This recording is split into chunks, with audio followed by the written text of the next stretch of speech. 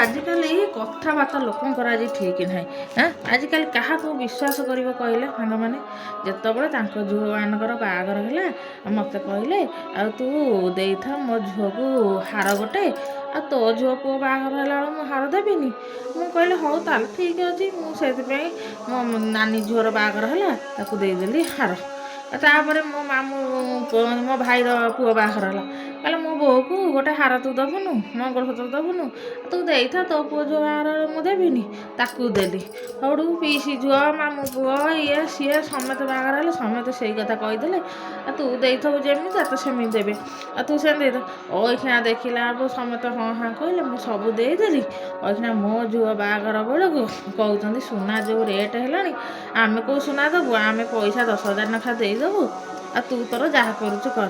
ସୁନା କିଏ ଆମେ କିଏ, ଆଉ ଯଦି କହିବୁ 1 ଗ୍ରାମର ଗୋଲ୍ଡ ତମକୁ ଦେଇଦେବୁ। ଇଏ କି କଥା କହିଲ? ଆଜିକାଲି ଲୋକଙ୍କର କଥାବାର୍ତ୍ତା ଠିକ୍ ନାହିଁ। ତମକୁ ମୁଁ ବିଶ୍ୱାସ କରି ସୁନା ହାର ଠାରୁ ମଙ୍ଗଳସୂତ୍ର ସବୁ ଦେଲି, ମୋ ଝିଅ ବାହାଘର ବେଳକୁ କ'ଣ କହୁଛନ୍ତି ସୁନା ରେଟ୍ ବଢ଼ିଗଲା। ସୁନା ରେଟ୍ ବଢ଼ିଗଲେ ତମେ ସେଇ ହିସାବରେ ସୁନା ଦେଉନ। ସୁନା ରେଟ୍ କ'ଣ ବଢ଼ିଗଲା କହୁଛ? ତ ମୁଁ ଦେଲା ବେଳକୁ ନେଇଗଲ, ତମେ ଦେଲା ବେଳକୁ ନା ସୁନା ରେଟ୍ ବଢ଼ିଯାଉଛି। ସବୁ ସେଇ ନାଟ କାହା ଠାଇଁ କେଜାଣି।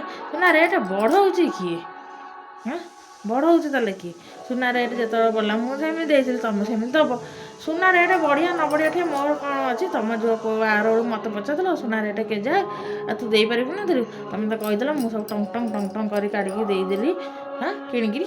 ନା ମୋ ଝିଅ ବାହାଘର ବେଳକୁ ତମେ ସବୁ କହୁଛ ସୁନା ରେଟ୍ ବଢ଼ିଗଲା ଆମେ ଦେଇପାରିବୁନୁ, ତୁ ତୋର ଝିଅ ବାହାଘର କରୁଛୁ କେମିତି କର।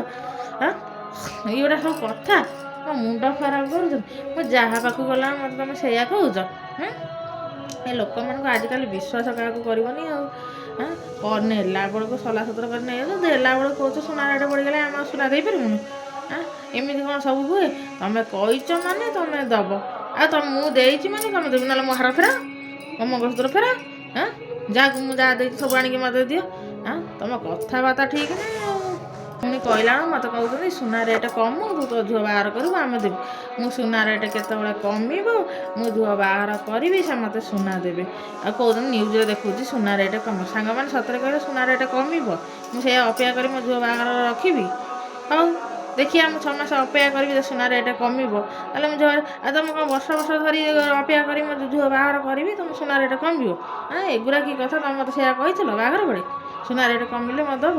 କଥାବାର୍ତ୍ତା ଠିକ୍ ନାହିଁ ଆଉ।